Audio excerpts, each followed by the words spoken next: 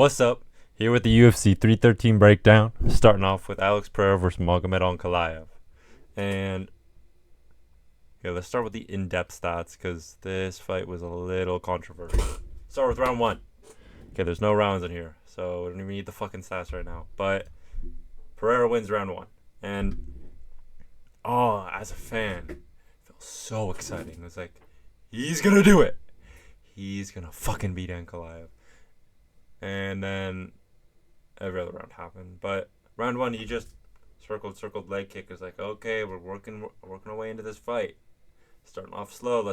No one's gonna get tired at this pace, right? Yeah, dude. Pereira was everything you didn't think, except for the takedown defense. Dude, the punches weren't there. Most of the effective kicks weren't there. Let's not act like the lead leg kick did shit to Ankalaev. Bro, Blachowicz had him wobbling, lobbling all over the cage. Big Ank could have ran a marathon tomorrow. Let's not get ahead of ourselves. So round two happens. That boxing. Dude, call him Klitschko already. We might be in the Big Ank era. It might be time to end. It might be time to strap in and get ready for the Big Ank era, because who the fuck's going to touch him? Well, there's one. We'll talk about that later. Round two happens. We're tied 1-1, and there's 3 rounds left. Round 3 happens, and this round sucks to score. It's so close. And live, I had it for Pereira, and that's why I thought Pereira won originally live. But looking back on the effectiveness of these strikes, what really did more? It's Ankalaev's boxing. It probably is Ankalaev's boxing. If this fight goes the other way, it's like, you can't really be mad, can you? It's such a disgustingly close fight. But then round 4, Ankalaev works his magic. Ooh, put on a real barn burner. Oh, fuck, you can't start by rounds. Yeah, go back to full fight. Then round 5. Looked like Pereira won it live, but dude, is 4-1 that bad of a scorecard in hindsight? Yeah, it's a shit scorecard. I thought Pereira won round 5, but did that head kick even hurt Ankalaev? Like, it looked like it did live. But what are the chances he was just like, oh, he finally threw a strike back? Maybe I gotta give respect now. Pereira sat down on his first big strike, and then later throws a jab. Holy shit. Where was that the entire fight, dude? Look. Bruh. 11 headshots. I was gonna scroll through the other fights to prove how low that was. Dude. I think Lucindo landed 2 head strikes in that fight. Gotta give fight of the year. But Ankalaev won. Couple things I gotta say about Ankalaev. First of all, about the Ank era. Dude, he feels like he has that Klitschko aura to him. I have never seen a Klitschko fight in my life. But he defended for so long. And this just feels like the style to do it, where it's like never in danger. Sure, you could freeze frame him with his right hand down, but he's not getting countered brutally with the left hook and put out. Recently, I feel like the Santos fight, he would shit on Santos now. He is so much more improved. But we're in the Ank era. His nose. You think if Pereira just sat behind a jab, he could have broke that thing? He looks like in UFC 2, when you make the most messed up character, max out the bridge of the nose, see how big you make that thing. But no, I mean, Ankalaev's boxing is so much better. Dude, it's the Ank era. He has beaten so many good names on the way up to. It's like in UFC 5 career mode, when you have 20 wins before fighting for the belt. He's done it. He's done the career mode path of, except for, without all the finishes, but he's done all the career mode path of beating number 1, beating number 2, 3, 4, 5, 6. Not actually 1, 2, 3, 4, but he beat so many good names. And What's good about not beating 1, 2, 3? Now there's room for this damn division to breathe. We don't have to sit around and watch Pereira Yuri 3 and then get Pereira Yuri 4 on short notice. We got some good, fresh matchups. Dude. Jamal Hill, shit talking Ankalaev. Jamal Hill works his way back up. Tell me that doesn't make it so funny. Come on. Jamal Hill's a funny guy. Tell me Yuri versus Ankalaev doesn't get you to the edge of the seat because it's just a Yuri fight. I mean, sure, does anyone care about Ankalaev in either of those matchups? No, he's almost the B-side even though he's the champ. But he's probably going to finish Yuri if he wins that. He's probably going to punch him right in the soft spot in the back of the head. He's going to go for like some spinning cartwheel kick and just get toppled over, break his neck or something. Dude, we're in the big Ank era. It's time to strap in. They're going to do the rematch. And Ankalaev's probably going to make it pretty clear. Damn. Dude, like, what the fuck was Pereira? I mean, Pereira's a shot. I don't want to count him out. But if he loses the rematch, where do we go? I think that's it, right? Unless he does, like, a surreal Gone fight or something big, but... Dude, even his toes, they're fucking, like, curled up and disgusted by his performance. Even they don't like it. But, yeah. Big Ank era. Down to the next fight now. Gaethje versus Fiziev. This is closer than they want to admit, bruh. I feel like Gaethje won and there was no, hey, but you could, if the scoring's been tonight, you could give that the other way. We'll talk about the other fights later, but, dude. Okay, round 1, Fiziev. Gaethje did a good job trying to pull that back at the end. But, bro, we got thrown over. He literally sat on his head like they were on a playground. There's no way Fiziev has the skill to put an inverted triangle. If you were genuinely scared of that, go back to Craig Jones Casual Town and go kiss boys, buddy. But just beat the shit out of him in the first. Beat the shit out of his body in the first round. Round 2 comes along, and it was competitive. And I was like, Gaethje definitely was ahead. And I was like, oh, wow, Fiziev might pull ahead in the end of this round. He's looking good. He's landing more body shots. And then Gaethje Chandler. Just uppercut, sprawl, and just land the least significant ground and pound. It's doing something. It's tallying numbers. You're not finishing. Like, you could do that exact same position. That position without the knees is not going to do much. And it's like, with all that resting, can circle around to the back or just get up. I don't know. A little more in-depth stats on it. No,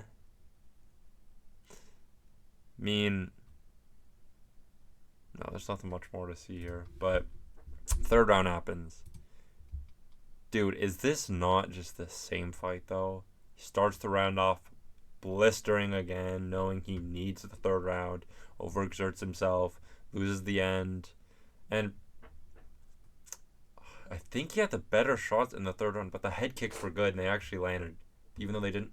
Okay, if you had to score that fight live and some of the grazing shots you weren't sure landed, but you know Fiziev's did at the start of the round, you might lean Fiziev. And also, flip it around, if Gaethje lands the shot at the start, Fiziev pulls strong at the end.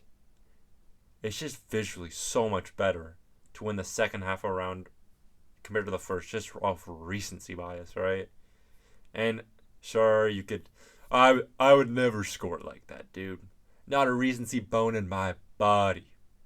I'm pure, and I'm right. Okay, sure. But look at it from 60, not 60-year-old, bro. Salty Meadows probably 90. He probably... would you trust that guy to recap a TV show for you? Would you trust any of them? Any of those judges?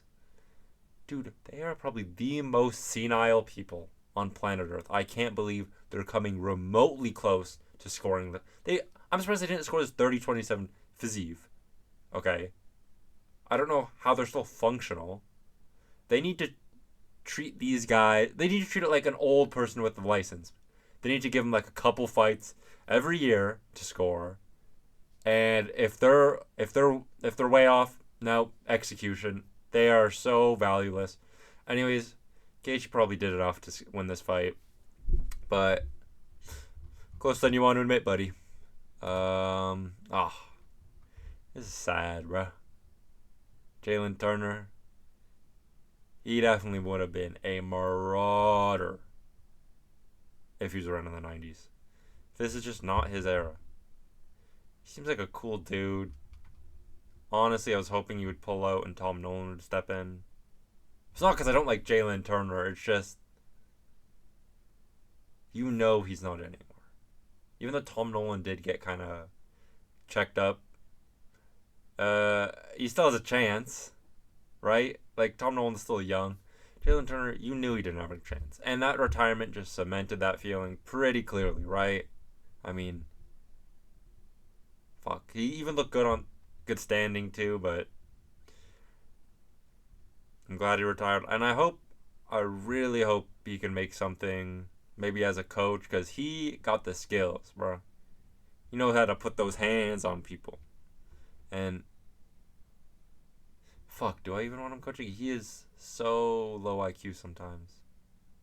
No. Keep him away from every fighter. Speaking of coaches, though, bro, Ignacio with Bilal, these guys came in to fuck things up. Ignacio, I don't know where his limit is, but I know he hasn't reached it yet.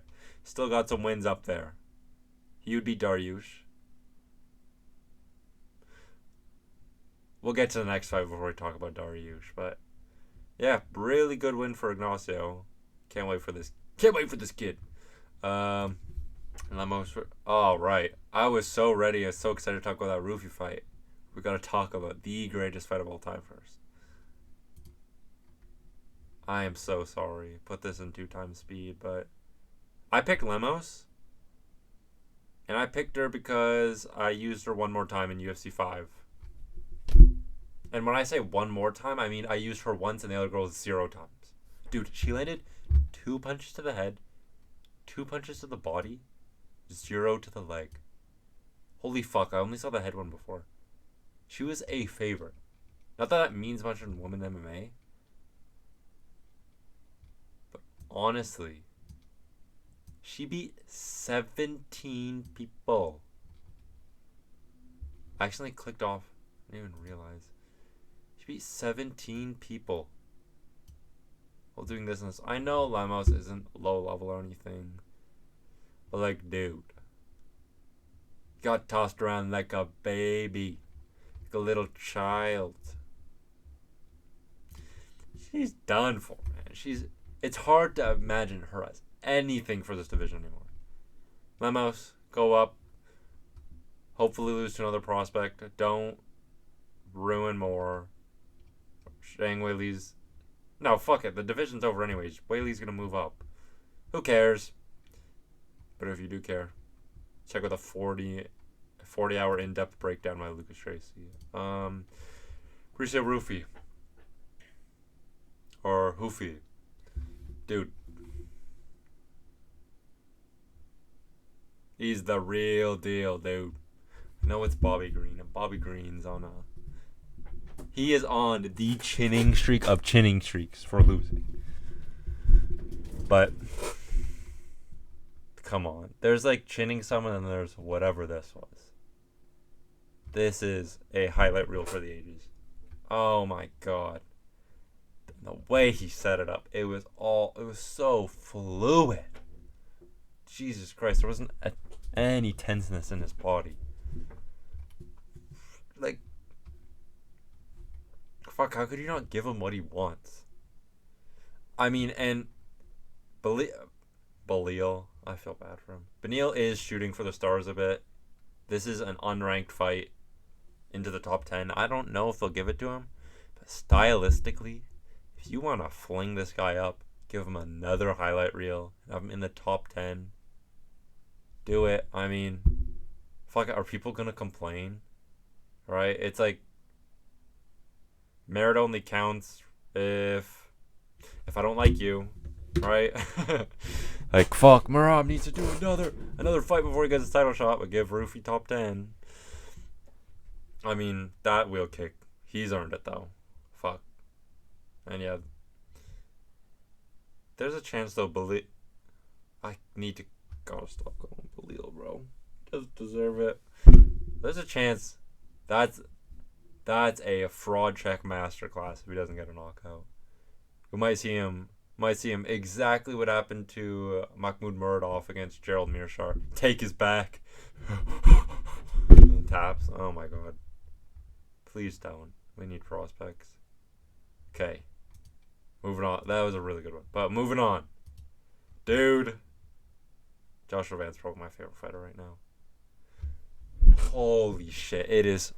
He gives me so much fear when he fights. Not as much as this fight.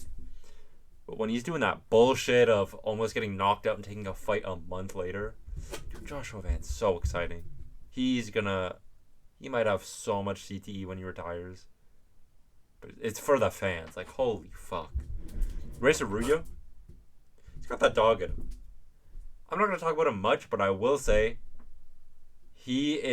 look for his rebound. He's got craft in his 20s.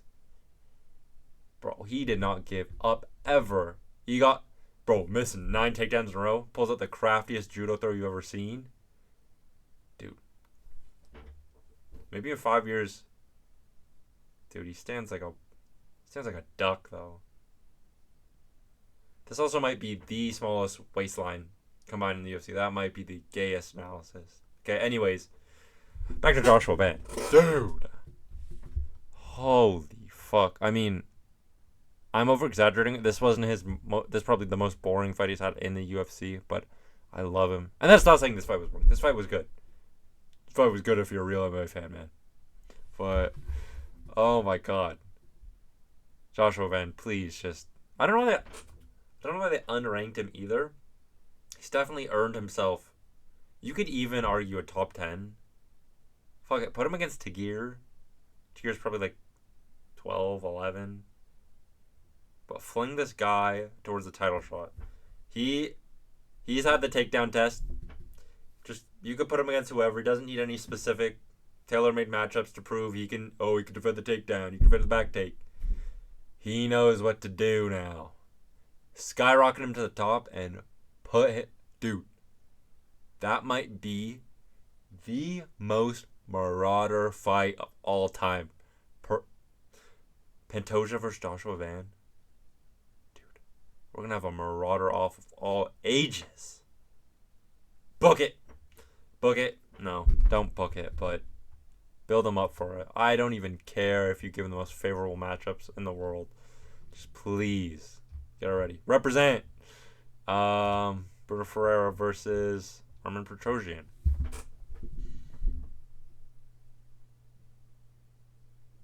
Petrosyan's a little bitch. I'm gonna be honest. It's a little bitch. Threw a nut shot, landed, and it was like, see what it. Make it harder. Let's throw it twice as hard. And of course, got a point taken for it. I mean, I'm so glad we're standing on business as refs and just taking points. Because look, he took the point. We didn't get a nut shot for the rest. He did cheat later though, but we didn't get another nut shot. He went for the inside leg kick later in the fight too. But Armen was better. Even though Brunno landed a big overhand here and there, Armen was just outpointing him. His kicks looked amazing. Then Brunno's just like, fuck this. Full on Tom Aspinall, Andrei Arlovsky, double leg, blast to the fence, flung him over. Armen tries to cheat again. Like, can we cut him? He was saying the double spinning back fist was a lucky shot too, I'm pretty sure. But damn, bruh. Love these opportunistic guys who who don't just like, oh, I'm falling off the back. Time to lay like a turtle for a bit and then get my legs kicked. No, bro. He's like, fuck it. We're risking it. We're going for the armbar. I'm jumping on a back with 0 hooks, hoping it works out. I mean, it did. Fuck, he's exciting. I mean, give him something. Give him something, not ranked, definitely, but give him something where there's hype behind it. Who's a good hype matchup? Give him someone a little chinny. I don't know who, but give him more modern day. Give him GM3, bro. Oh yeah, the GM3 Brunno. I'm salivating. He's looking better though. He's not much more time in this division. 32. Gregor. No, we already knocked him out. But 32. Yeah, give him GM3, bro. Feed him GM3. Carlos Leal versus Morono. This was funny. Dude, I have too many things to say about this fight, sadly. This was chimp versus chimp, but they're chimps and the opposite meaning of chimp. He's a chimp.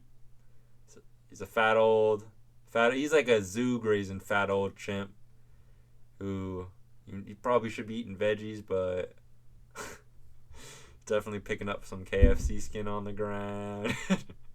He's eating anything but veggies, really, bro. He just has the facial structure of a chimp. He doesn't have the physique. Leal, on the other hand, if you were blind and only had Joe Rogan describe to you what chimps look like, it would be Leal, bro. Like, holy fuck. He has the definition on this guy. Just a little waddling chimp, bro. Okay, let's talk about the fight for once, though. Oh my god. Beat the piss out of him. 81-41 total strikes. And this is not 81-41 in the sense that we're equal strikes. Dude, this was 81 bombs. Dropping bombs on Morono's little bald head. Beating the shit out of him. I honestly would have liked to see it stop earlier. But Morono was throwing back. So it was fair. But when he was drooping around all over the side of the cage. The only way to describe this guy is drooping, bro. But, it was bad. Shout out Leal. I mean, he shouldn't have been in this position in the first place. Morono didn't deserve that. Didn't deserve a beating like that. Leal should have been fighting higher up, but they robbed him, and so now someone has to bite the bullet. Sorry, Morono. Mairon Santos versus Francis Marshall. Look at the stats, bro. I know the stats aren't fully telling because Mairon Santos outstruck him in the first and got dropped and definitely lost it. But round 2 and round 3, dude, Francis Marshall just laid on him. And here's the thing. If Francis Marshall had ground and pound, it's got to be something to look out for, wouldn't he? Dude, he got that weird fluky power on the hands where he could just drop you out of nowhere. And I say fluky, but that overhand of the first round was very clean. Just doesn't throw enough. But, I mean, it's hard to work your shots in that featherweight. Round 2 and 3, I mean, Santos just locked in and did the slightest bit more. I mean, visual damage too, right? Marshall's nose was busted up a lot more. And, yeah, I mean, Mairon Santos, neither of these guys should have been confident at all going to the scorecards. That was a razor close decision. And I love, by the way, how after the decision, John Ank, dude, what the heck? Francis Marshall dominated. They didn't say dominated, but they're like, that was a shit scorecard. Anik was pissed. And hey guys, if we're gonna say something, the fight before was a shit scorecard. The main event, although not shit, like, really? Can we stand up for the damn scorecards a little more consistently? There's like no fighting at all when Ankalaev went. It's like, oh yeah, won. Especially with the fucking Pereira glaze. Let's be fair. Like, oh my god, ungodly when he hits people with tails, ungodly. But then not a single dude. Pereira won that fight. Like, can't be a little bias. Come on. Ankalaev won the fight, though. But, yeah, Mairon Santos gritting it out. If a fight's ever close, though, probably live bet against him. It feels like he's not trying to push that extra pace to make it clear. At least it felt like Marshall was, but couldn't. Felt like Mairon didn't, but still did enough. A little scary for him. I thought this was going to be a clear win. And then the only early prelim, since we got some fight cancellations, we got the Blob Ozzy Diaz versus the Djorden Santos.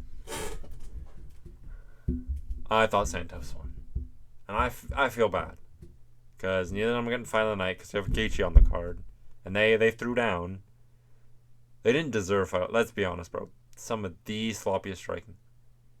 The jabs, it's the only thing that looked good. Dude, it looked like Ronda Rousey pad work. Like, not the jab, but like the straight. And it's like, damn, their jabs are so good. Just put something behind it, and they put something behind it, and it's like, but never mind. Only throw jabs, please. It's hurting my eyes. And I mean, Ozzy Diaz fought to keep his contract. He probably does. At least with Ozzy Diaz winning, Santos can still get another win in the UFC. But who is he even going to beat? They both need a hair transplant. Every time I look down, it's like both of them are holding on. It's like neither of you have that shit anymore. Shave it off, bruh.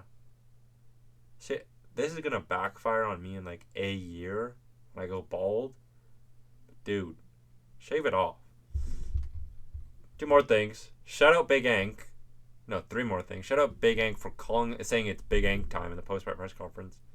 Epic. We are in the Big Ank era. Dana White looked like he wanted to not be alive anymore. Let's say that. He did not look happy in the post-fight press conference. Why did it look... I have a little more to say about this main event. This feels like the fight where nothing happened, but there's still so much to say. Dude, Pereira looked like he rehydrated off like Kool-Aid or something.